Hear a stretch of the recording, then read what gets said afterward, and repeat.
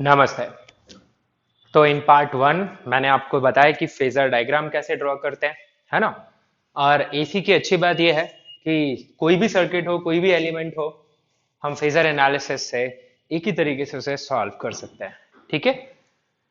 तो मैंने आपको आरएल और आरसी बता दिया। तो आज बात करते हैं अपन एलसी सर्किट इन एसी और with AC source.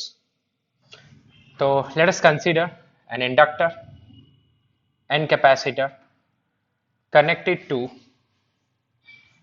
AC source। Source का वोल्टेज आपको दिया गया है ई नॉट साइन ओमेगा टी। ठीक है। तो आप करंट फटाफट से लिख सकते हैं किसी भी टाइम पे। इसमें करंट अगर आई फ्लो हो रहा है तो आप आई को क्या लिख सकते हो, I naught sine of omega T plus phi, where phi हम निकाल लेंगे कहां से, फेजर से। चलो पहले आई नॉट लिख देते हैं अपन। I naught will be equal to E naught divided by Z. ठीक है। सो इसका फेजर डायग्राम बनाते हैं। और फर्स्ट जो कि रेजिस्टेंस, रिएक्टेंस और कैपेसिटेंस को इन्वॉल्व करता है। तो आपको पता है एक्स सी होता है 1/ओमेगा सी एंड एक्स एल होता है omega L, that you already know. ठीक है। तो what is the way we keep resistance here, X C और नीचे X L. This is the phasor here. Now depending on कि बड़ा कौन है छोटा कौन है, इसे हम दो हिस्सों में बांट सकते हैं। मान लीजिए अगर आपका एक्स सी बड़ा है एक्स एल से, ठीक है, तो कौन डोमिनेट करेगा, कैपेसिटिव रिएक्टेंस लीड करेगा करंट यहाँ पे। तो यहाँ पे जो Z आएगा आपका वो x C minus X L आएगा। और जो फेजर दिखेगा वो इस तरीके से दिखेगा, यहाँ पे आपका x which is X C minus X L. ठीक है। और रेजिस्टेंस है नहीं, बट रेफरेंस के लिए अपन ड्रॉ करेंगे। और जो फाई आएगा वो आपका पॉजिटिव 90 डिग्री आएगा। ठीक है। यहाँ पे एक्सएल ग्रेटर देन एक्ससी, तो यहाँ डोमिनेटिंग कौन है, इंडक्टिव रिएक्टेंस। सो यहाँ पे जो Z आएगा आपका वो एक्सएल माइनस एक्ससी आएगा। Phasor simple, it will be like this, here x is xl minus xc and z मैं आपको बता ही चुका हूँ। और यहाँ पे जो एंगल आएगा आप माइनस 90 डिग्री यूज करेंगे। ठीक है। Current will lag here because inductive reactance is dominating. ठीक है। और x और z इक्वल ही है यहाँ पे, you can check x and z are equal. So phi निकालते कैसे अपन, रेजिस्टेंस एक्सेस से z का एंगल, तो यही z भी है यहाँ पे। Z in first quadrant, fourth quadrant, positive negative, ये भी हम बात कर चुके हैं। Okay, so this is the phasor. In general Z यहाँ पे क्या निकल के आएगा आपका, mod of XC minus XL। ठीक है। क्योंकि X कैसे निकालोगे आप, XC माइनस XL और XL minus XC, depending on that in दोनों का डिफरेंस लोगे आप, पर ये अपोजिट है इसलिए सब्ट्रैक्ट हो जाएंगे। ठीक है। अच्छी बात है। This is reactance. अब इसका सेकेंड फेजर देखिए, करंट वोल्टेज वाला, वो कैसे जाएगा second phasor. So here on this axis I am drawing current. ठीक है। This is your current, peak current I naught. Now voltage, so current तो सब दोनों में सेम ही आएगा। तो वोल्टेज कैपेसिटर के अक्रॉस जो वोल्टेज आएगा with that will be V C naught, and inductor के अक्रॉस जो आएगा वो लीड करेगा इसे we L not. Now depending on कि कौन बड़ा है कौन छोटा है, दो सिचुएशंस बनाया जा सकता है। अब आपके पास फॉर्मूले हैं साइड में, यहाँ लिख देता हूं मैं। आपको पता है कि जो वी सी नॉट है वो आएगा आपके पास I not into X C, and V L naught है वो आएगा आपके पास I not into X L. So now depending on कि एक्स कौन सा बड़ा है, एक्स सी बड़ा है तो वी सी नॉट डोमिनेट करेगा, एक्सएल बड़ा है तो इन्हीं केसेस के जैसे यहाँ पे मैं आपके लिए दो फेजर बना सकता हूँ वापस से। तो मान लीजिए first case I am considering that X C is greater than X L, it will say V C naught is greater than V L naught. So how it will it look like, तो overall जो इन दोनों का difference होगा वो यहाँ पे आ जाएगा, it will be V C naught minus V L naught. ठीक है। And this will be your E naught. ठीक है। और यहाँ पे आ रहा है आपके पास current which is I naught, और ये phase angle 90 degrees. Here who is leading, you can check who is leading, current is leading, voltage is lagging. In this case, if I write XL is greater than XC, means VL naught is greater than VC naught. In this case, this will be the difference. E naught, it will be equal to simply this VL naught minus VC naught, और ये हो जाएगा आपका current simple I naught. और यहाँ पे lead कौन कर रहा है? यहाँ पे लीड कौन कर रहा है? लीड कर रहा है आपका वोल्टेज, ठीक है। तो वोल्टेज के रेफरेंस में करंट में फिर माइनस पाई बाई 2 आ जाएगा। तो यहां से आप ज्यादा बेहतर एंगल समझ सकते हैं। I hope you are understanding it, concept के हिसाब से आप समझ रहे हैं। इन जनरल आपको मैंने आरएल में क्या निकल के आया था, ई नॉट या ई आर एम एस का formula, E naught was equal to square root of V R not square plus V C not square और V R not square plus V L not square, है ना। यहाँ पे resistance है नहीं, तो आपका जो ई नॉट आ रहा है वो simply mod of V C naught minus V L naught आ रहा है यहाँ पे इन जनरल, यस। और फाई कितना आ रहा है, या तो 90 डिग्री या फिर माइनस 90 डिग्री। अब यहाँ पे एक स्पेशल कंडीशन बन जाती है, और वो स्पेशल कंडीशन क्या है कि अगर एक्सएल और एक्ससी इक्वल हो गए, ये तो मैंने बड़ा छोटा करके आपको ड्रॉ करके बताया, अगर एक्सएल और एक्ससी इक्वल हो गए तो क्या होगा, एक्सएल और एक्ससी अगर इक्वल हो गए तो जेड जीरो हो जाएगा, जेड जीरो हो गया means no resistance is there, means current will tend towards infinite. तो इसे यहाँ पे बोलते हैं रेजोनेंस कंडीशन, ठीक है। तो let us see what is resonance condition in LC.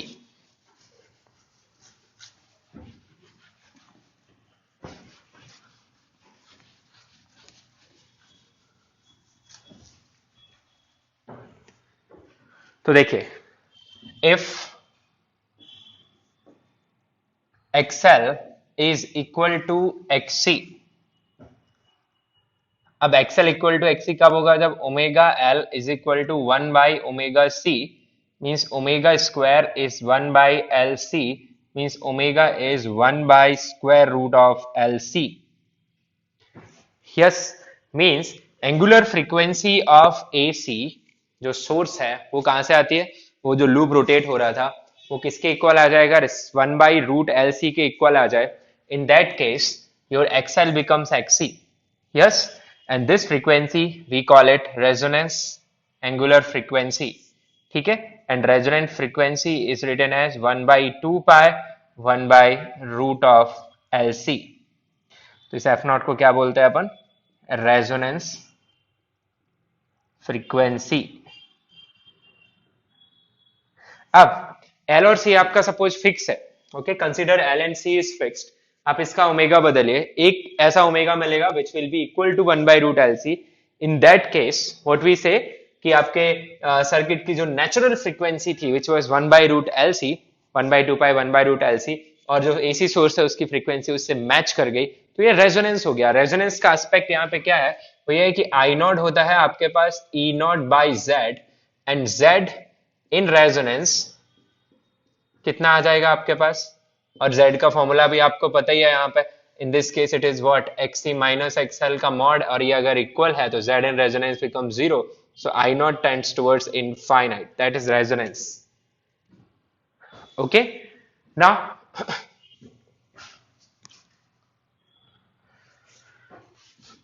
I hope you are able to understand, और याद रखना भी इजी है क्योंकि यही फ्रीक्वेंसी आपकी डीसी में भी आई थी। डीसी में वहां पे क्या होते थे, ऑसिलेशन होते थे, we call it LC oscillation, और ये फ्रीक्वेंसी थी, एनर्जी ऑसिलेट करती थी, तो ये एंगुलर फ्रीक्वेंसी हो गई, और ये resonance frequency 1 by 2 pi 1 by root LC। समझना कैसे है कि जब सोर्स की फ्रीक्वेंसी इस नंबर के इक्वल हो जाएगी, इन that case circuit comes in resonance and the impedance of circuit becomes 0 and current in the circuit tends towards very high value, infinite, that is peak current, okay. Peak अगर infinite जा रहा है तो फिर RMS भी कहां चला जाएगा, इनफाइनाइट, ऑलराइट। इसके कुछ एप्लीकेशंस होते हैं पर हमें उनमें जाने की जरूरत नहीं है, we just need to know this much in these circuits. तो आपको समझ में आ रहा है resonance condition. So resonance condition में सिंपल ध्यान रखिए कि आपका रिएक्टेंस क्या होता है सर्किट का, 0 होता है। क्यों 0 होता है, क्योंकि एक्सएल किसके इक्वल आ जाता है, XC के इक्वल, रेजिस्टेंस यहां था नहीं। नाउ एलसी सर्किट्स तो बनाना वैसे भी प्रैक्टिकल नहीं है, क्योंकि आप वायर्स यूज करोगे तो रेजिस्टेंस तो रहेगा ही रहेगा। तो which circuits are practical then LCR are practical, तो उसमें रेजोनेंस आपको और अच्छे से समझ आएगा। तो चलिए बात करता है सीरीज एलसीआर। तो अभी हम जितने भी सर्किट्स पढ़ रहे थे वो सबके सब कैसे सर्किट थे? सीरीज।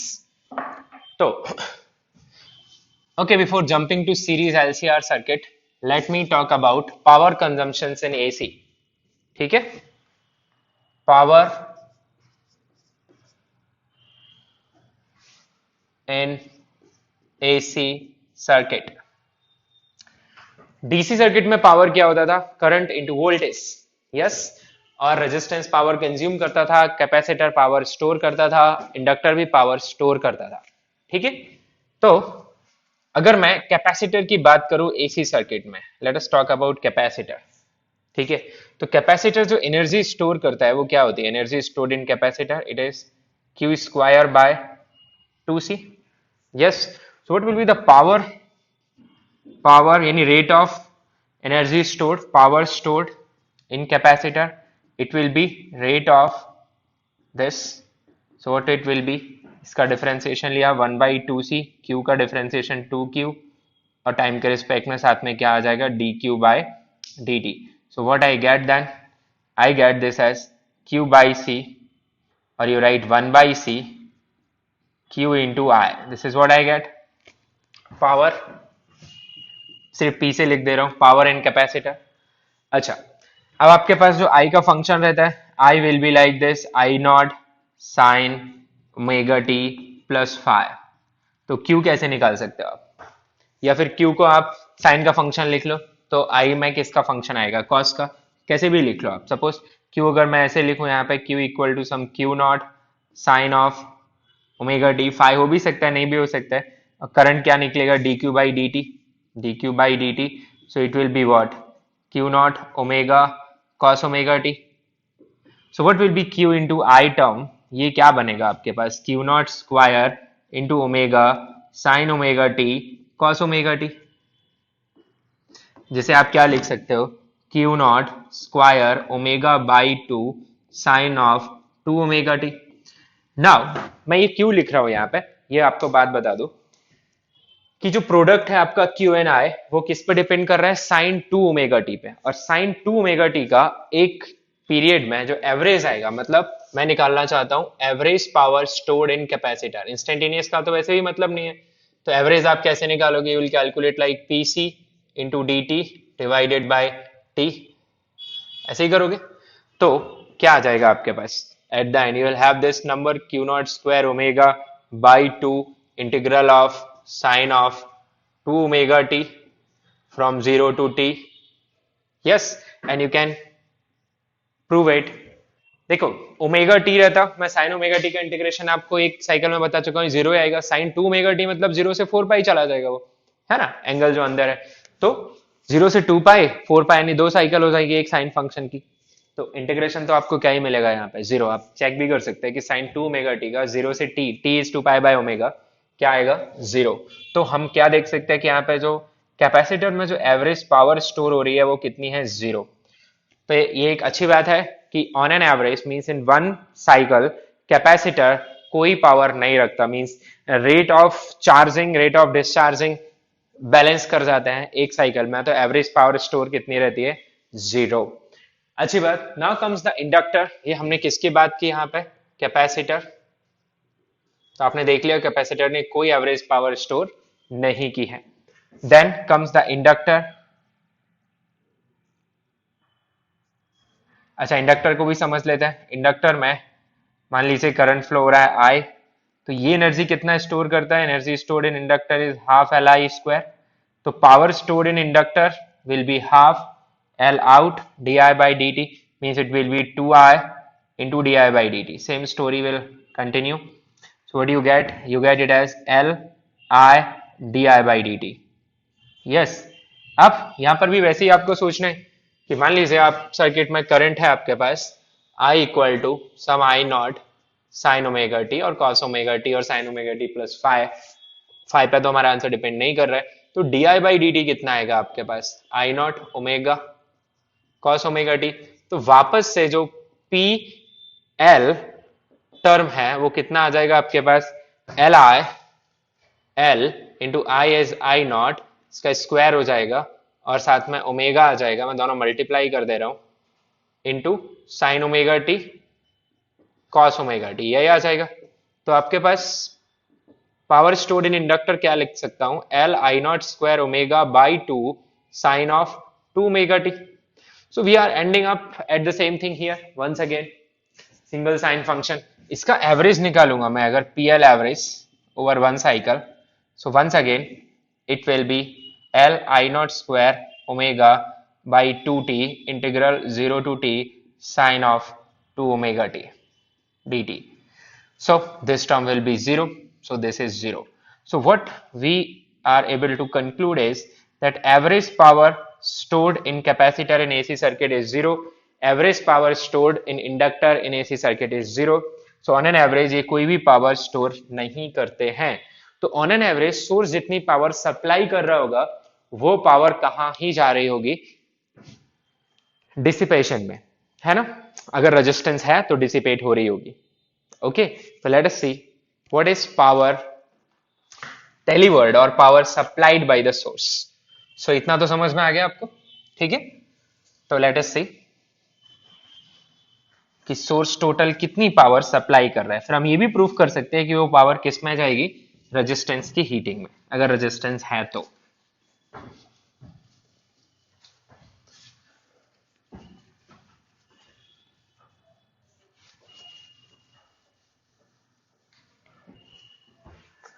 तो ये नोट कर लो आप साइड में, average power stored PC average 0, average ये भी 0। एनर्जी की बात करें, यस एनर्जी तो एक साइकिल में स्टोर होगी, है ना। एवरेज एनर्जी आप निकाल सकते हैं न्यूमेरिकल्स फील्ड सी, पर फिलहाल पावर की बात कर लेते हैं। तो मान लीजिए मेरे पास, अब मैं बात करने वाला हूं average power delivered by AC source. तो मेरे पास एक एसी सोर्स है, ठीक है, जिसमें से सर्किट में कनेक्टेड है, कुछ करंट आई जा रहा है, वोल्टेज ई है। तो वोल्टेज मेरे पास रहेगा E naught sine omega T. तो करंट को क्या लिख सकता हूं मैं, I naught, you know it, कोई भी एसी सर्किट हो, I can write current as omega T plus phi, can I. So मैं अभी जनरल निकालना चाहता हूं पावर डिलीवर्ड और power supplied. So what will be the power delivered at any time, it will be equal to EI, you know it, voltage into current. So how much will you get this term, power delivered is equal to E naught sin omega t, ठीक है, into I naught sin omega t plus 5. So power delivered is equal to what we are having, E naught I naught, okay, into sin omega t and sin omega t plus phi. Now depending on phi ये term convert होता रहेगा, तो मैं phi के terms में ही solve कर लेता हूं, तो इसे एक्सपेंड कर लो। तो sin c sin a plus b लगा दिया, sin a cos b plus cos a sin b multiply. So this is instantaneous, इसको हम एवरेज फाइंड करेंगे, क्योंकि इंस्टेंटेनियस का कोई सेंस नहीं है, आप बात नहीं कर सकते ऑन इंस्टेंट, क्योंकि इंस्टेंटेनियस पावर 0 भी होगी, है ना। तो जो कंपनीज हमसे पैसे लेती हैं, है ना, बिल जो पे करते हैं, वो average. So P delivered E naught I naught multiply कर सकते हो आप अंदर, what you get sine square omega t first term into cos of phi plus sine of phi sine omega t cos omega t. ये derivation आपसे पूछा जा सकता है, derive formula for average power delivered in AC source, अगर ये आपके boards में है तो इतना करना पड़ेगा आपको। तो समझ लो ई नॉट आई नॉट, तो cos of phi sine square omega t, ठीक है, plus sine of phi by 2 इसे मैं क्या लिख सकता हूं, साइन ऑफ 2 ओमेगा टी। तो this is what I got, average power. अब इसे कन्वर्ट करना है हमें, सॉरी इंस्टेंटेनियस पावर। अब इससे कहां पहुंचना है हमें, एवरेज पावर तक पहुंचना है। ठीक है, देखिए देखते हैं कैसे अपन एवरेज पावर तक पहुंचेंगे यहाँ पे। सी,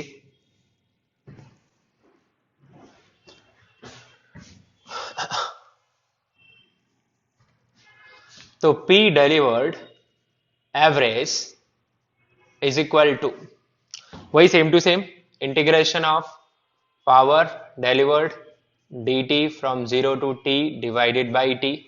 अब इसमें दो टर्म देख रहा हूं मैं, एक है साइन स्क्वायर का और एक है साइन 2 ओमेगा टी। आपको पता है साइन 2 ओमेगा टी का 0 टू t में इंटीग्रेशन 0 आएगा, बट साइन स्क्वायर का नहीं आता। याद दिला दो आपको कि integration of sine square omega T from 0 to t, I already told you to remember it is t by 2। ठीक है, तो जब मैं इसे सॉल्व करूंगा, यहाँ पे इंटीग्रेशन लगाऊंगा, आपको सच में इंटीग्रेट करना है, मैं डायरेक्ट लिख रहा हूं। तो इस टर्म का जो इंटीग्रेशन आएगा वो t बाई 2 आएगा और इसका इंटीग्रेशन 0 आएगा। सो what I will be left with, E naught I not, एक तो डिवाइडेड बाई t ये, ठीक है, और दूसरा साइन कॉस फाई का टर्म बाहर, और साइन स्क्वायर ओमेगा टी से आपको मिल गया t by 2। So what is average power delivered, I am going to remove this, ऐसे आप साइड में लिख के रखो। So P delivered average is equal to 1 by 2 peak voltage, peak current into cos of phi. And you know in phasor what is cos of phi? Cos of phi is equal to R by Z. ठीक है, क्योंकि जब आप phasor बनाते हैं तो यहाँ पे आपके पास R रहता है, यहाँ पे आपके पास X रहता है, कोई भी हो सकता है वो इफेक्टिव X, ये आपके पास Z आता है और ये एंगल रहता है phi. So what is cos of phi is R by Z. So here this cos of phi you call it power factor. Power factor, और ये पावर फैक्टर किस पे डिपेंड कर रहा है, आपके phase difference between voltage and current. Phi is what, phi is phase difference between voltage and current. Yes, so average power is half E naught peak current peak voltage into cos of phi, where cos phi can be written as R by Z and this is power factor। अब आप सोचिए कि अगर किसी circuit में resistance नहीं है, resistance 0 है, तो R 0 हो जाएगा, R 0 हो गया, cos phi 0 मतलब एवरेज पावर डिलीवर्ड 0। तो अगर उसमें रेजिस्टेंस नहीं है, सिर्फ कैपेसिटर है, इंडक्टर है, या कैपेसिटर इंडक्टर दोनों है, तो एवरेज पावर जो स्टोर हो रही है, this is average power store, वो 0 आई है, तो एवरेज पावर डिलीवर्ड भी 0 आएगी। Yes, source on an average वहां कोई डिलीवर भी नहीं कर रहा है पावर, और वहां कोई पावर स्टोर भी नहीं हो रही है। पर अगर रेजिस्टेंस है तो सोर्स डिलीवर कर रहा होगा, और ये किस में जा रही होगी, रेजिस्टेंस की हीटिंग में। ओके, इसे अपन दूसरे फॉर्मेट्स में लिख लेते हैं। सो ये कैलकुलेशन मैं मिटा रहा हूं, you note it down.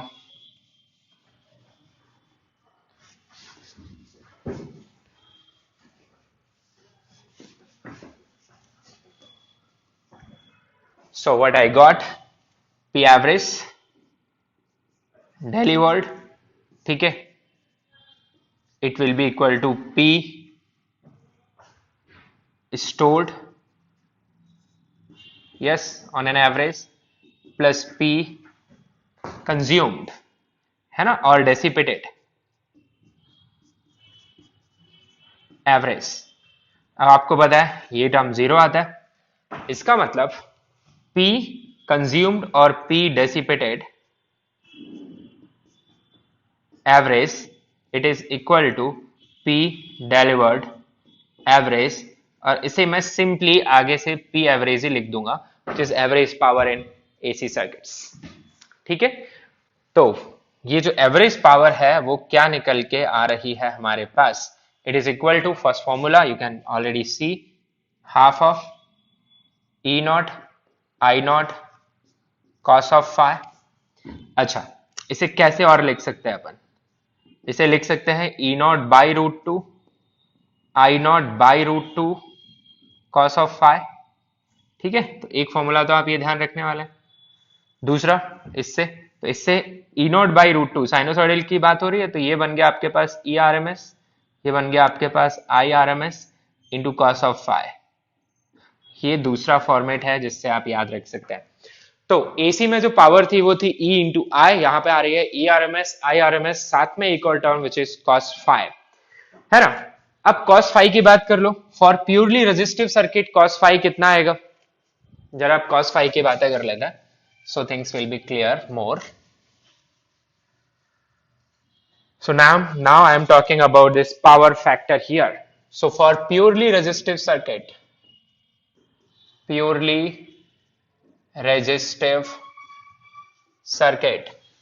Z is equal to R. So cos phi is equal to 1. और इसे phi is 0 degree, है ना, होता भी है ना। Purely resistive circuit में there is no phase difference between current and voltage. And here power average, this is max.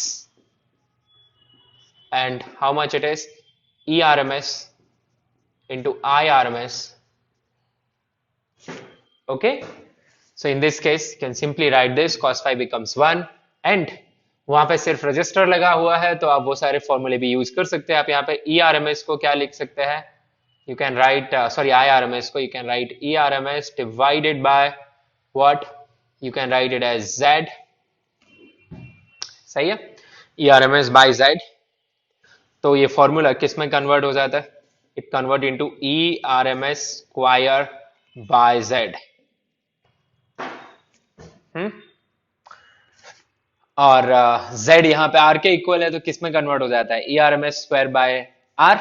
या फिर आप यहाँ पे ERMS को क्या लिख सकते हैं, IRMS इंटू Z, तो ये किस में कन्वर्ट हो जाएगा, IRMS square into, it same can be converted into IRMS square, है ना,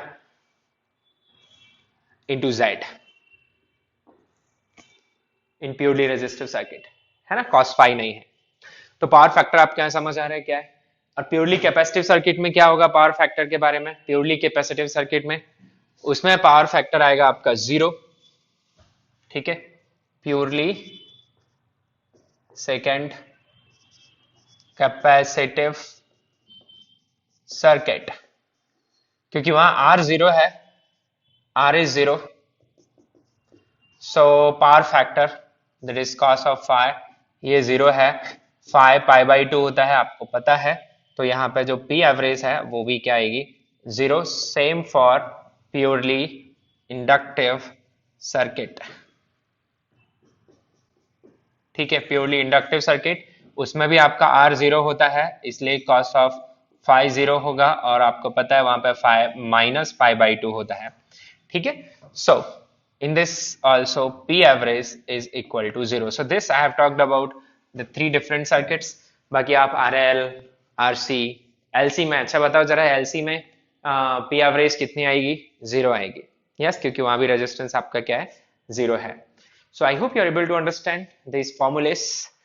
अच्छा, इसका एक और फॉर्मेट देख लीजिए, cos phi को क्या लिख सकते हो आप, R by Z, P average it can be written as ERMS IRMS into R by Z, ठीक है। और ERMS को क्या लिख सकता हूं मैं, IRMS into Z, IRMS into Z into IRMS into R by Z, cancels out. So what it converts, ये किस में कन्वर्ट हो जाएगा आपका, इट कन्वर्ट्स इनटू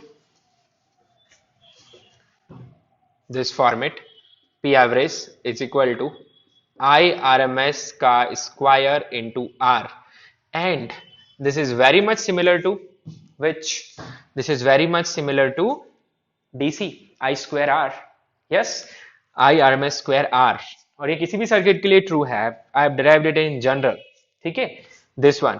वहीं पे इस फॉर्मूले में मैं IRMS की जगह क्या लिख सकता हूं, ERMS by Z, तो एक और फॉर्मेट बन सकता है ERMS square R divided by Z square.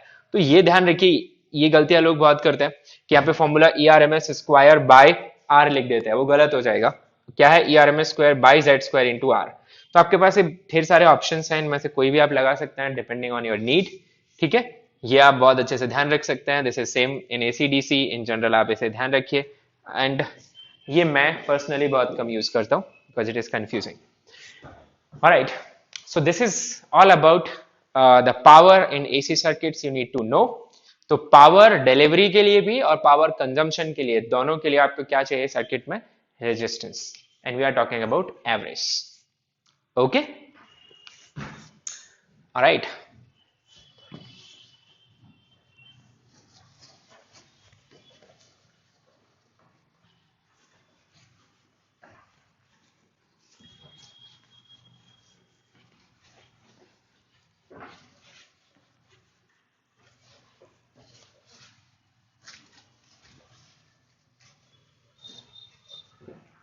सो अब बात करते हैं अपन LCR सर्किट्स की.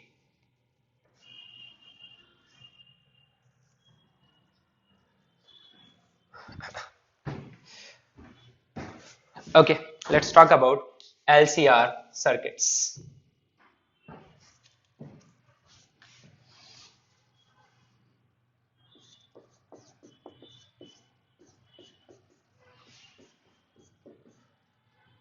तो सर्किट सॉल्व करने का तरीका सेम टू सेम है, जैसा प्योरली मैंने आपको पहले 3 KVL से करके दिखाए थे, बेसिक थे. फिर RC, RL, LC, ये तीनों मैंने आपको कैसे दिखाया? By phasor. LCR भी हम किससे सॉल्व करेंगे? फेजर से. It is series LCR. तो देखिए क्या क्या रहेगा इसमें. You will have an inductor, you will have a capacitor, and you will have a resistor. So you have L, C, R. किसी भी सीक्वेंस में रह सकता है RCL, उससे कोई फर्क नहीं पड़ेगा. And this is, ये जनरल है, इससे आप RL, RC, LC सारे सर्किट्स पे पहुंच सकते हो अगर आपको ये सर्किट का थ्योरी पता है तो. ठीक है, वहीं से स्टार्ट करेंगे कि अपने को सोर्स वोल्टेज कुछ दिया हुआ है. We are given with some source voltage, जैसे E naught sine omega T. Alright, so मान लेते हैं कि हमारे पास सोर्स वोल्टेज है E naught sine omega T. तो करंट को क्या लिखोगे आप? Current flowing. तीनों में करंट सेम ही जा रहा होगा एट ऑल इंस्टेंट. ठीक है, so I naught sine omega T plus 5. okay, where I naught will be given by E naught by Z. अब फेजर की बात करते हैं. ठीक है, बाकी सारे टर्म्स आप लोग समझते ही हैं कि जैसे VC क्या हो जाएगा? Voltage across capacitor. VL voltage across inductor. VR voltage across resistor at any time. ठीक है, इनमें नॉट लगा दिया, they will become peak. RMS लगा दिया, they will become RMS. and I is current flowing through any of them because they are in series at any time. So these are instantaneous numbers. Now let us talk about phasor. First type of phasor जिसमें हम R को involve करेंगे, X को involve करेंगे. अच्छा, उसके साथ साथ आपको और क्या पता है यहाँ पे? You know that XC is 1 by omega C and XL is omega L. ठीक है, ओके. अब आपको पता है इंडक्टर और कैपेसिटर एक दूसरे को अपोज करते हैं, बिहेवियर अपोजिट है इनका. ये कैपेसिटर का बिहेवियर है, करंट को 90 डिग्री से लीड कराना चाहता है, वोल्टेज को 90 डिग्री से लीड कराना चाहता है, बोल दो करंट को 90 डिग्री से लैग कराना चाहता है. अगर इन दोनों के इफेक्टिव रेजिस्टेंस इक्वल हो गए then they will cancel each others effect. सिर्फ कौन बचेगा सर्किट में? R. और ये इनके इफेक्टिव रेजिस्टेंस है XL एंड XC. तो यहाँ पे अगर आप X लिखना चाहेंगे, द इफेक्टिव X, इसका जो मॉड आएगा कुछ भी आ सकता है, XC माइनस XL. ठीक है, okay. So let's see the first phasor here. तो हियर इज द रेजिस्टेंस. ऊपर आपका दिखेगा XC, नीचे आपका दिखेगा XL.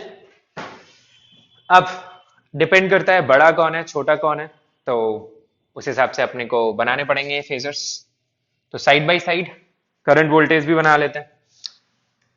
तो यहां पे आ गया आपके पास second category, side by side बना रहे हैं अपन. करंट I नॉट, ऊपर कौन जाएगा? VL नॉट, नीचे VC नॉट. ठीक है, अच्छी बात. अब now depending on case to case अपन इनको बना लेते हैं. सो case 1, And what is case 1 is, let us consider XC is greater than XL. How the phasors will look like? The first one will look like this. Here is the X, which will be XC minus XL. Here is R, and इन दोनों का जो resultant आएगा, it will be Z. ठीक है, this is Z, और ये angle है आपका फाई. राइट, सो यहाँ पे आप देख पा रहे हैं फाई आपका एक्यूट है. यहाँ पे आपका जो फाई है वो एक्यूट है. So phi is acute, means in this category I leads E, यानी जो करंट है वो वोल्टेज को लीड करेगा. ठीक है, करंट इज लीडिंग. सो और Z वगैरह भी लिख सकते हैं अपन. यहां पे क्या बनेगा इसका? यहां पे बनेगा कि I0, और नीचे आएगा आपका Vx, effective X means reactance वाला, तो ये आ जाएगा Vc0 माइनस VL0. ठीक है, और साथ ही साथ यहाँ पे अपन एक और टर्म भी दिखा देंगे, वो दैट इज VR. सो अब यहाँ रेजिस्टेंस भी है, तो रेजिस्टेंस का वोल्टेज भी रहेगा, वोल्टेज थोड़ा ज्यादा रहेगा करंट से. सो this is your VR0. Okay, so here also you have VR0. ठीक है, एंड दिस इज Vx0. तो इन दोनों का जो रिजल्टेंट बनेगा, the resultant, it will B ERMS.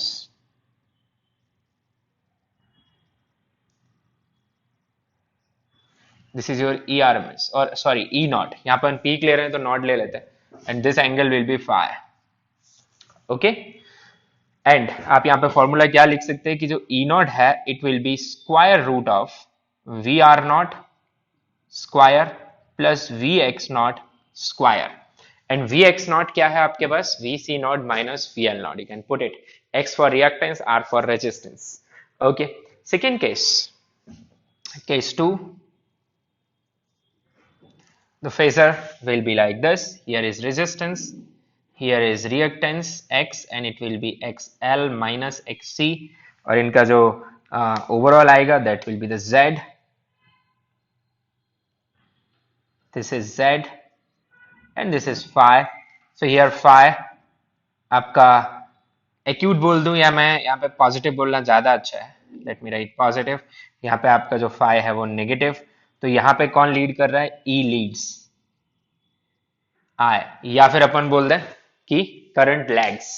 ठीक है, यहाँ पे करंट लैग कर रहा है, करना भी चाहिए, क्योंकि इसका जो नेचर है वो कैसा जाएगा? RL सर्किट के जैसा. इसका जो नेचर किसके जैसे जाएगा? RC सर्किट के जैसा, क्योंकि इफेक्टिव XC डोमिनेट कर रहा है, यहाँ XL डोमिनेट कर रहा है.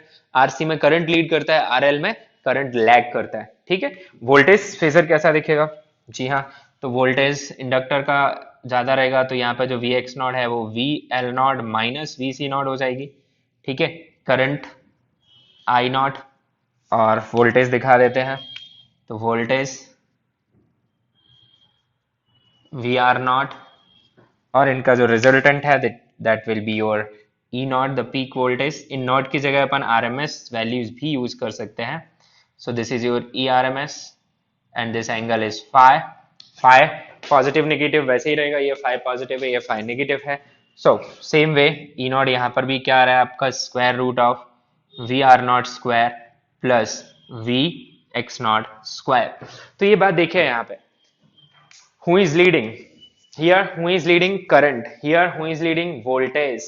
क्योंकि बड़ा कौन है? कैपेसिटिव रिएक्टेंस, तो करंट लीड कर रहा है. बड़ा कौन है? इंडक्टिव रिएक्टेंस, तो लीड कौन कर रहा है? वोल्टेज लीड कर रहा है. अच्छा, छोटे छोटे क्वेश्चंस मैं आपसे पूछ लूं, what is the phase difference between I and VL? Phase difference between I and VL means voltage across inductor and current flowing in inductor. क्या होगा? 90 डिग्री. कौन लीड कर रहा होगा? Voltage VL. Capacitor VC and I, current सब में same है, तो इसमें लीड कर रहा होगा I, कितने से? π/2 से.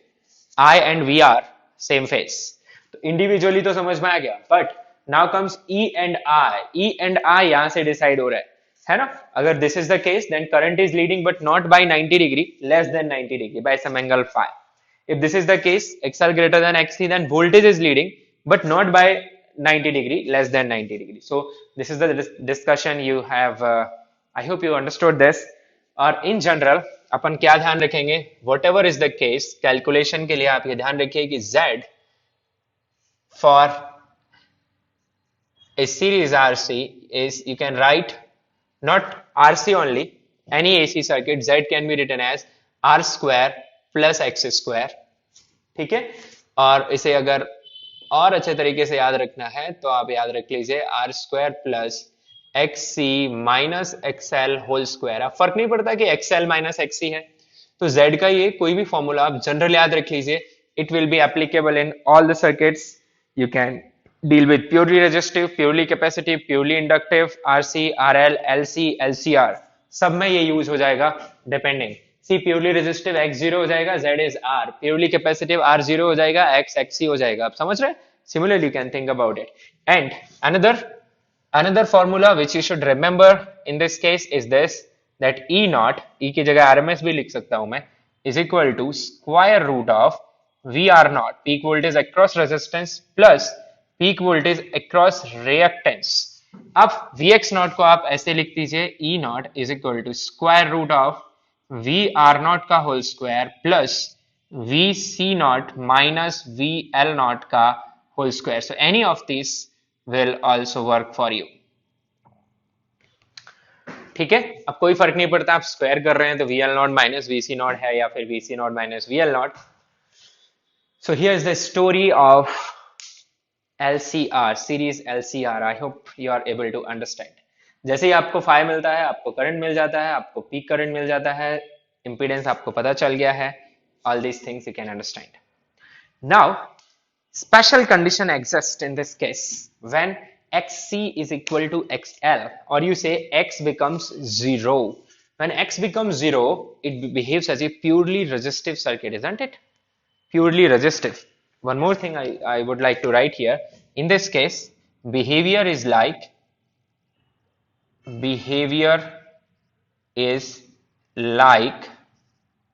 कौन सा? RC. In this case, behavior is like RL. और अगर XC equal to XL आ गया, behavior will be like purely resistive circuit. Okay? अच्छा, इसमें पावर भी मैं आपको बता दूं फिलहाल. What about power? So P average formula आपको पता ही है, आरएमएस के टर्म्स में लिख देता हूं. E RMS I RMS cos of phi, which you can write E RMS I RMS R by Z. This is general power formula which is applicable in this case. What if X becomes 0? If X becomes 0, Z will be minimum, and if Z is minimum, then you can understand your current will be maximum, your power consumption will be maximum. That is resonance in LCR. So उसकी अभी हम बात करने वाला है. So let us understand resonance condition in LCR circuit.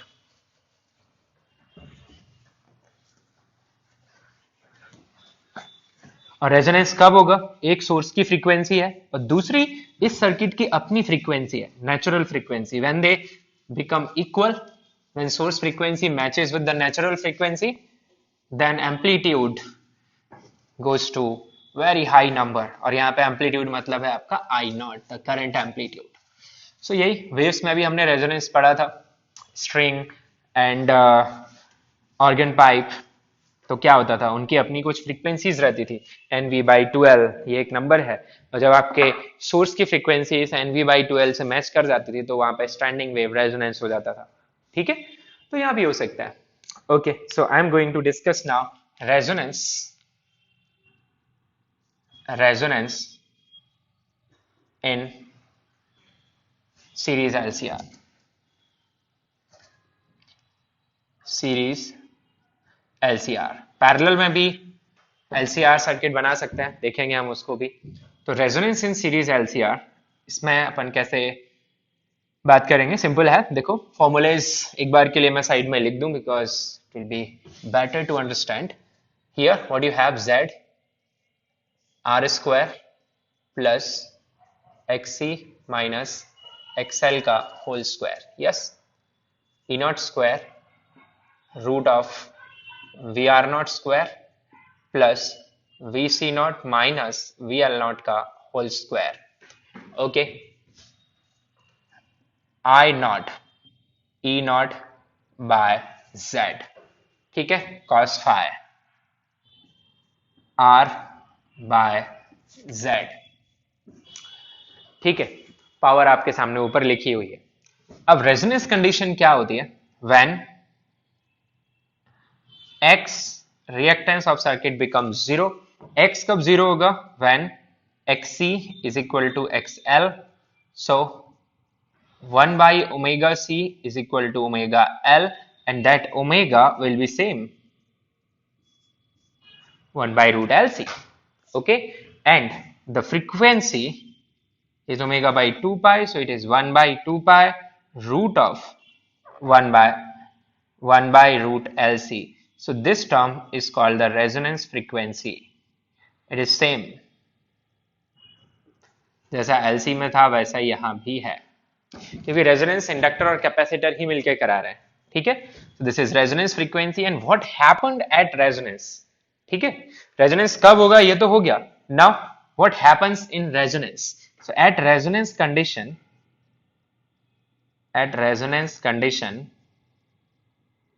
let us examine few factors. Resonance condition आएगी कब? जब आपकी omega of your source become equal to this number. It is a fix number, आपने एल और सी fix कर दिया तो ये नंबर फिक्स हो गया, ठीक है। So at resonance condition what is Z?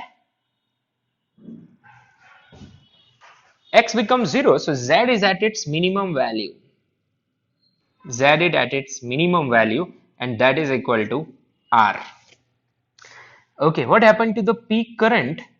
It is at its maximum value and that is E naught by R. Can check. Z minimum पे चला जाएगा तो फिर करंट मैक्सिमम पे चला जाएगा।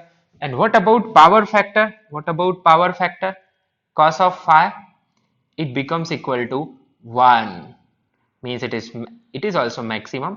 तो क्या क्या चीजें मैक्सिमम है, क्या क्या मिनिमम है, देख लीजिए। Eight resonance condition impedance becomes minimum, peak current becomes maximum, power factor becomes maximum, so power consumption will be maximum. You can see the power, average power, it will be at its maximum, and what? It will be E naught into I naught, yes, और I naught भी अपनी किस पे है? Maximum value पे है, power factor 1 है। तो आप देखिए power average eight resonance condition कितनी आ रही है अपने पास? This is max. आप चाहें तो इसे आई नॉट के टर्म में ले जा सकते हैं या फिर ई नॉट के टर्म में ले जा सकते हैं। तो फिलहाल आप सपोज आई नॉट को लिखना है मुझे, what is maximum value? E naught by R, so I get it as E naught square, I am sorry naught, ये गलती आप लोग भी मत करना, ये आरएमएस आएगा, है ना, नहीं तो हाफ का फैक्टर साथ में लिखना पड़ेगा, ई आरएमएस इंटू आई आरएमएस, ठीक है, ये मैक्स इंटू पावर फैक्टर 1, तो कोई दिक्कत की बात नहीं है, इट इज ई आरएमएस। अच्छा, पीक में पीक आ रहा है, आरएमएस में आरएमएस आएगा, तो आई आरएमएस की मैक्सिमम वैल्यू कितनी आएगी? E RMS by R, so it is the maximum power we are seeing here, it is equal to E RMS square by R, this is maximum power. So you can check these things. Impedance is minimum, current is maximum, power consumption, power delivery is maximum. So this is the resonance in LCR circuit. और ये resonance हुआ कब? See, आपके circuit में L, C, R ये fix है, आप omega change कर रहे हैं, और जब आपका ओमेगा किसके साथ मैच कर गया? 1 by root LC के साथ, then this happens. So let us plot few graphs here. Okay? कुछ टर्म्स हैं, ये सर्किट रेडियो में यूज किया जाता है। आपने अगर मैनुअल रेडियोस देखे हो जिसमें नॉब रहती है और आप नॉब घुमा के डिफरेंट स्टेशंस पिक करते हैं, डिफरेंट चैनल्स पिक करते हैं, ठीक है। खैर, तो समझते हैं अपन यहाँ पे।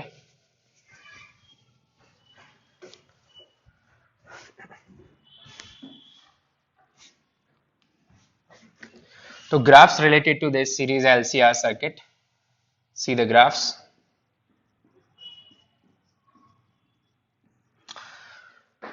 तो पहला ग्राफ मैं प्लॉट करने वाला हूं z वर्सेस ओमेगा का, z versus omega, impedance versus angular frequency. तो आपको दो ग्राफ्स पहले बता दूं मैं। What was the graph for XC, XC का ग्राफ क्या था? XC का ग्राफ था ये,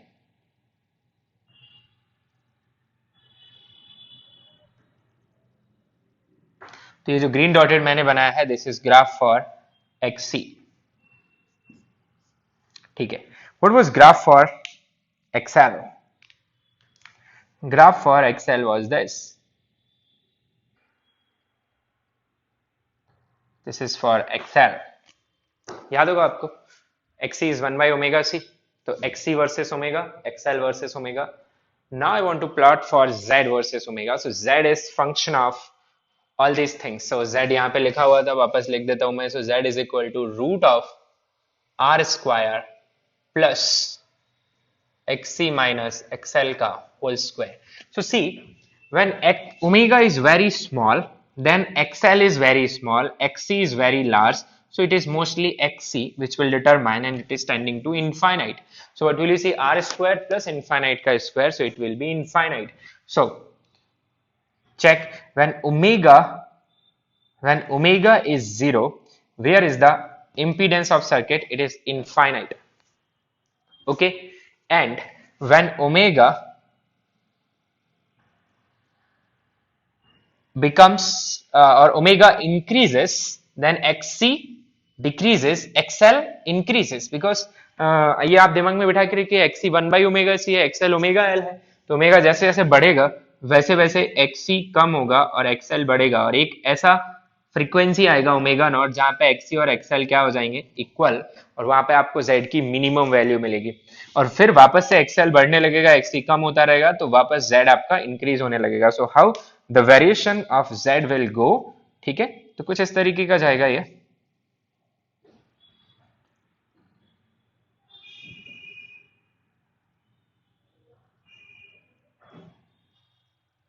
ठीक है,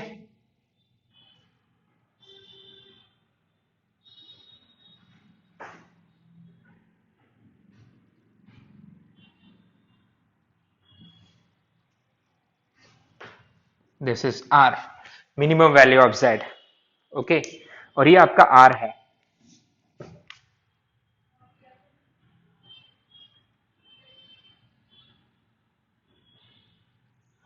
दिस इज योर R.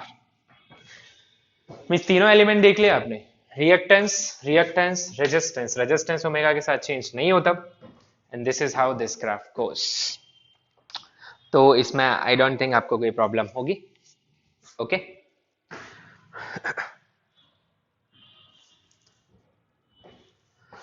अगला ग्राफ आएगा आपका पीक करंट या आरएमएस करंट वर्सेस ओमेगा का, तो वो भी समझ लेते हैं. द ग्राफ फॉर, जैसा पीक के लिए बनेगा वैसा ही आरएमएस के लिए भी बनेगा. तो देखिए, जब Z इनफाइनाइट है, तब आपका पीक करंट कितना आएगा? Tending to zero. It will be tending to zero. बीच में ये मैक्सिमम पे जाएगा, it will go to maximum, it will again return back and will be like this. So here this is omega naught, the resonance frequency, angular resonance frequency, and here it is I naught max. And how much is I naught max? It is E by R. So this is how the graph of current versus omega goes in this LCR circuits. ठीक है, it is peak current. RMS भी लिख दिया तो कुछ फर्क नहीं पड़ेगा. ठीक है, बस यहां भी आरएमएस आ जाएगा. Here it is E naught, peak current. तो ये दोनों चीज आपको समझ में आ रही है यहाँ पे. ठीक है, ओके.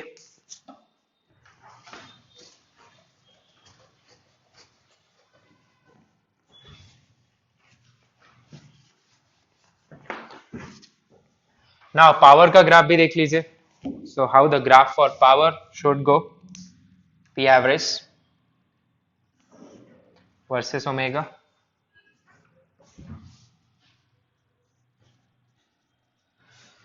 तो जो पावर का ग्राफ है will follow the same thing as the current. You can check here. बस फर्क कितना सा आएगा, ये ERMS है, ERMS को क्या लिख सकता हूं मैं, V equal to IR, यानी IRMS into R, so it can be written as IRMS का स्क्वायर into R. तो IRMS के स्क्वायर जैसा जाएगा, है ना, तो इसका स्क्वायर करेंगे थोड़ी पीक वैल्यू और बढ़ जाएगी, नथिंग एल्स, स्टार्ट फ्रॉम 0,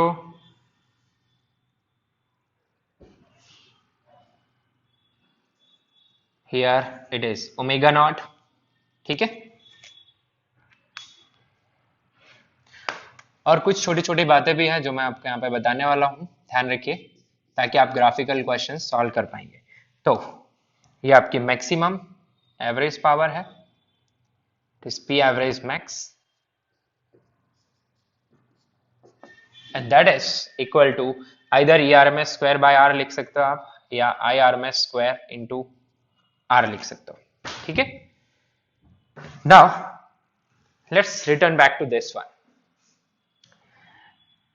जब आपकी फ्रीक्वेंसी छोटी है रेजोनेंस फ्रीक्वेंसी से, when your frequency is smaller than resonance frequency, omega is less than omega naught, in this region, what is dominating, who is greater in this zone, XC is greater than XL, yes, so in this zone XC is greater than XL, and how is the behavior in this zone, behavior is like RC, ठीक है। What after this you can write omega is greater than omega naught, more than resonance frequency, so here XL is greater than XC and behavior is like RL, means अगर circuit की जो frequency है, source की frequency है, वो resonance frequency से छोटी है तो सर्किट का बिहेवियर RC के जैसा रहेगा, रेजोनेंस फ्रीक्वेंसी से बड़ी है तो सर्किट का बिहेवियर RL जैसा रहेगा, और एग्जैक्टली ओमेगा नॉट पे सर्किट का बिहेवियर प्योरली रेजिस्टिव रहेगा, purely resistive, if omega is equal to omega naught, okay. अच्छा चलिए आगे देखते हैं, यहां पे अपन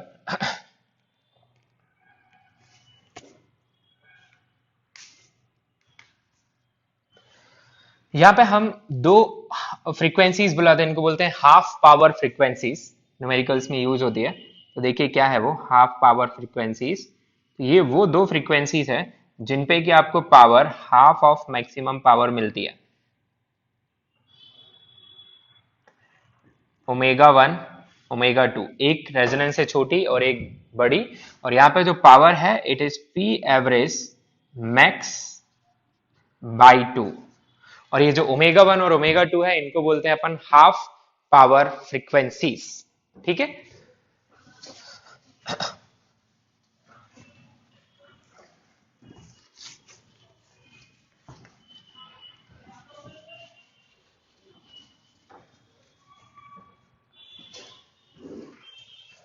Here omega 1 and omega 2 are called half power frequencies,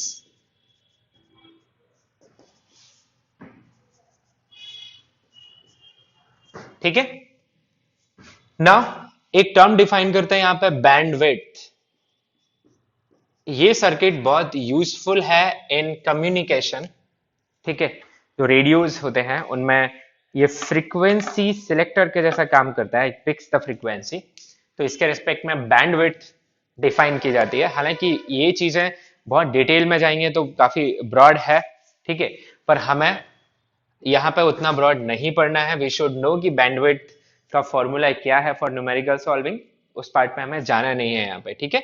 तो bandwidth it is defined as delta omega, means difference of these half power frequencies, ठीक है। अब मैं ये डिफरेंस निकाल सकता हूं from the formula of power, average power formula आपके पास अवेलेबल है ना। मैं प्रूफ नहीं कर रहा हूं, बस आपको हिंट दे रहा हूं कि इसे कैसे प्रूफ किया जा सकता है, ठीक है। तो पहले मैं इसका रिजल्ट लिख देता हूं, it comes out to be this delta omega, let me check, या इट इज R by L. When you prove it, it comes out to be R by L, where R is resistance and L is self inductance. So resistance divided by self inductance is your bandwidth. Okay, so इसका proof कैसे करोगे आप? तो average power proof, देखिए average power आप यहां पे लिखेंगे, वो क्या है आपके पास? E R M S I R M S into R by Z. ठीक है, तो P average is this number E R M S I R M S R by Z. Z क्या होता है?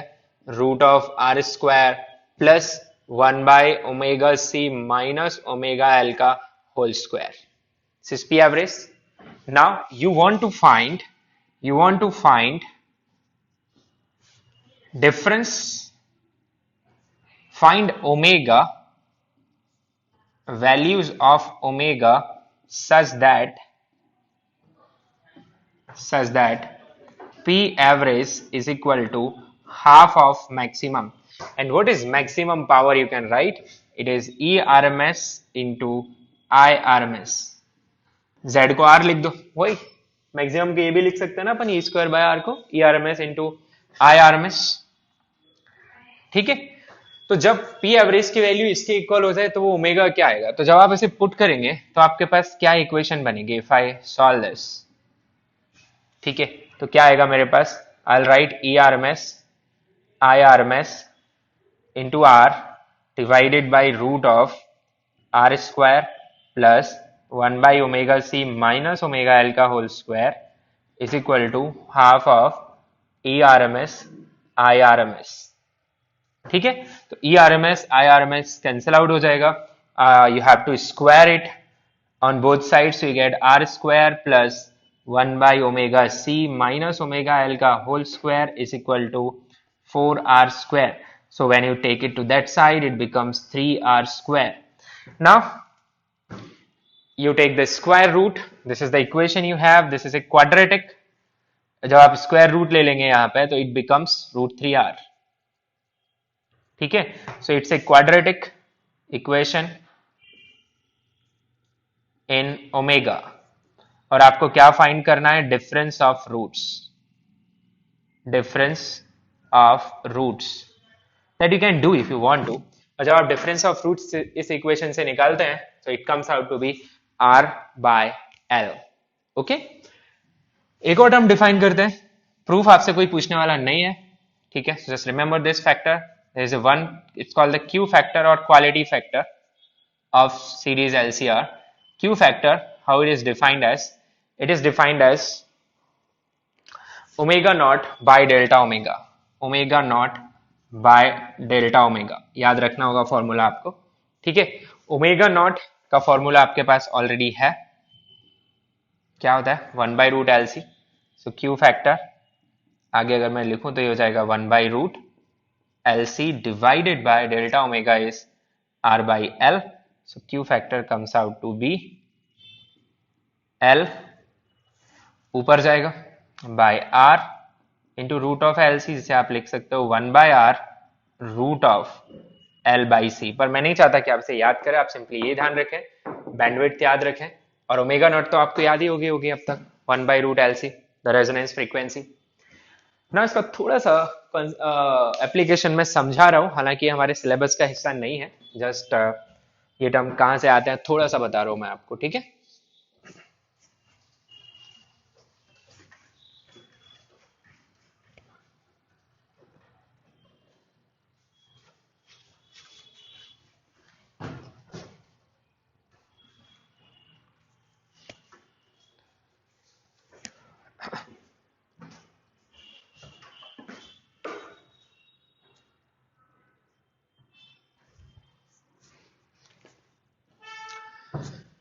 Okay. So let us understand कि इसका ये सब क्यों पढ़ रहे हैं अपन, इसका रियलिटी में यूज क्या है. तो इसका रियलिटी में यूज है ये जो आप एफएम देखते हैं, है ना, और पहले रेडियोज थे, उनमें चैनल्स पिक करने में. जैसे मान लो कोई भी स्टेशन, कोई भी ब्रॉडकास्टिंग स्टेशन बहुत सारी फ्रीक्वेंसीज ब्रॉडकास्ट कर रहा है, जैसे कि ओमेगा 1, ओमेगा 2, ओमेगा 3, ऐसी एन फ्रीक्वेंसीज हो. ब्रॉडकास्ट कर रहा है। ब्रॉडकास्ट मतलब वो इलेक्ट्रोमैग्नेटिक सिग्नल्स होते हैं जैसे सेंसर पिक कर सकता है। अब मेरे पास एक रेडियो है और हर फ्रीक्वेंसी पे एक डेटा है। मान लो इस पे कोई सॉन्ग प्ले हो रहा है, इस पे न्यूज आ रहा है, इस पे कुछ स्पोर्ट्स का चल रहा है and so on. So every frequency has certain data in it. आपको जो रिसीवर है वो कौन सी फ्रीक्वेंसी पिक करेगा वो आपको चूज करना है। ठीक है, अब हम क्या करते हैं, एक सिंपल एलसीआर सर्किट बनाते हैं, इंडक्टर, रजिस्टर एंड कैपेसिटर। और कैपेसिटर में थोड़ा सा मैकेनिकल अरेंजमेंट लगा देता है। ठीक है, we put an mechanical arrangement in here, and this circuit, it is further connected to speakers and the sources and so on। उसमें अपन नहीं जाते। ठीक है, अब इस कैपेसिटर में क्या करते हैं, हम कैपेसिटर बनाते हैं ऐसी दो प्लेट्स की हेल्प से। सो एक प्लेट हमने ऐसी रख दी और दूसरी प्लेट हमने इस तरीके से यहाँ पे रख दी। ये अपना कैपेसिटर है। ठीक है, अब इस प्लेट को कनेक्ट कर देता है बाहर एक नॉब से। ठीक है, this is a knob which you can rotate. Alright, ये प्लेट आपकी फिक्स है। जब आप नॉब रोटेट करते हो सो व्हाट हैपेंस, ये जो ओवरलैपिंग एरिया है दोनों प्लेट्स का वो चेंज होता है। आपको कैपेसिटेंस का फॉर्मूला याद होगा, epsilon not a by D. So A change होता है, ए चेंज होने से सी चेंज होता है। ठीक है, अब इसकी जो रेजोनेंस फ्रीक्वेंसी है सर्किट की, एंगुलर फ्रीक्वेंसी लिख रहा हूं मैं, वो क्या है 1/√LC। जैसे आप इस नॉब को रोटेट करते हो उससे सी चेंज होता है। सी चेंज होने से क्या चेंज होता है, रेजोनेंस फ्रीक्वेंसी चेंज होता है। तो किसी भी सर्टेन सिलेक्शन के लिए मैंने नॉब को रोटेट किया और यहां पे मेरा जो 1/√LC है वो मैच कर गया ω1 से। तो मेरे स्पीकर में जो करंट फ्लो करेगा वो करस्पॉन्डिंग टू ω1 वाले डेटा के करस्पॉन्डिंग करेगा। तो मेरा स्पीकर वही प्ले करेगा जो डेटा ब्रॉडकास्ट किया जा रहा है किस फ्रीक्वेंसी पे, ω1 पे। जबकि रिसीवर को तो सारी फ्रीक्वेंसी मिल रही है, सब मिल रहा है उसको, पर उसमें से पिक कौन सा कर रहा है, ये ω1। मैंने ये नॉब घुमाया, सी चेंज हुआ, सी चेंज हुआ, ω0 चेंज हुआ, और मान लो ये मैच कर गया ω3 से। तो अब मेरे स्पीकर में क्या बजने लगेगा, जो ω3 पे ब्रॉडकास्ट किया जा रहा है। Are you getting? ठीक है, तो सीरीज एलसीआर सर्किट को फ्रीक्वेंसी सिलेक्टर सर्किट भी बोलते हैं। ठीक है, series LCR circuit is also called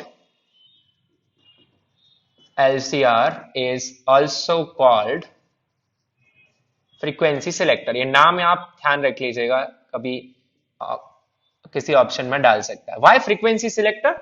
Because out of group of frequencies it can select a frequency based on its resonance frequency. I hope this is clear to you. Now how bandwidth is significant here? Now bandwidth ऐसे अपन significant करते हैं, मान लो मुझे, अब ऐसा तो है नहीं कि इस सर्किट में जो पावर है, पावर को आप डायरेक्टली करंट से भी लिंक कर सकते हैं, करंट का भी ग्राफ ऐसा ही था। ऐसा तो है नहीं कि सर्किट में करंट सिर्फ ω0 पर ही है, बाकी फ्रीक्वेंसीज पे भी तो करंट है कुछ ना कुछ, है ना। तो कभी कभी आप मैनुअल रेडियोज जो आते हैं उनमें देखेंगे कि दो आउटपुट एक साथ आ रहा है, थोड़ा बहुत बैकग्राउंड में एक गाना चल रहा है और फोरग्राउंड में यानी ज्यादा आवाज आपको एक स्पोर्ट्स के चैनल की आ रही है पर पीछे एक गाना भी चल रहा है।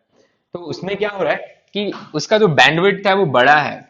आपका जो एलसीआर सर्किट है उसकी बैंडविड्थ ज्यादा है। बैंडविड्थ ज्यादा होने की वजह से it has significant current corresponding to these frequencies other than ω0। ω1 से भी छोटा कर दिया आपने, तब पावर जो होगी वो मैक्सिमम के हाफ यानी 50% से भी कम पावर मिल रही है आपके स्पीकर को, तब मानते हैं कि वो नहीं मिल रही है। ठीक है, तो सिग्निफिकेंट कब होगा, जब 50% से ज्यादा है।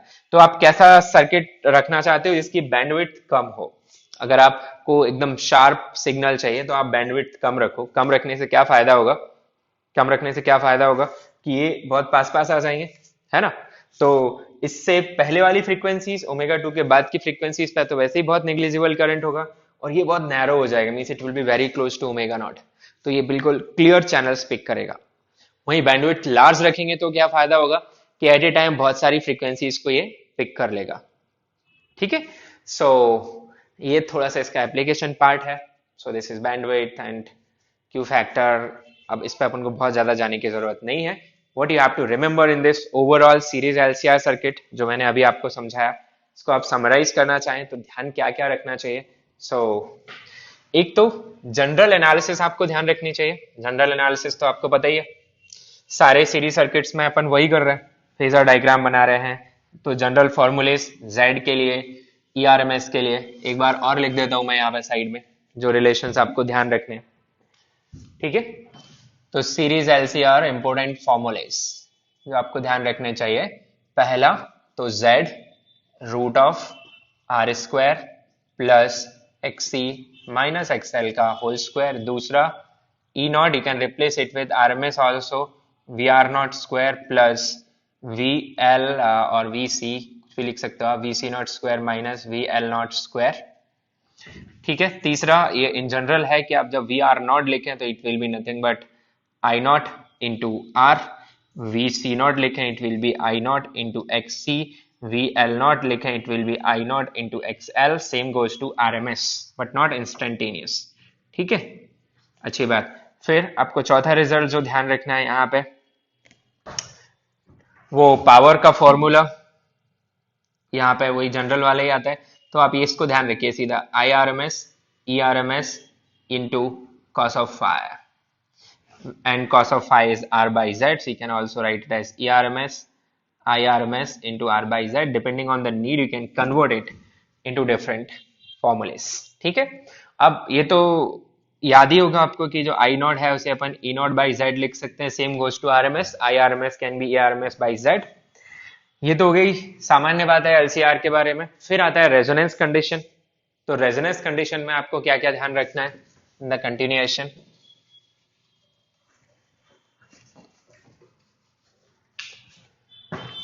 तो रेजोनेंस फ्रीक्वेंसी ध्यान रखिए, सिर्फ फ्रीक्वेंसी बोल रहा है, यूनिट हर्ट्ज है, तो मतलब ये एफ नॉट की बात कर रहा है। कैसे निकालोगे, 1/2 पाई 1/रूट एल सी।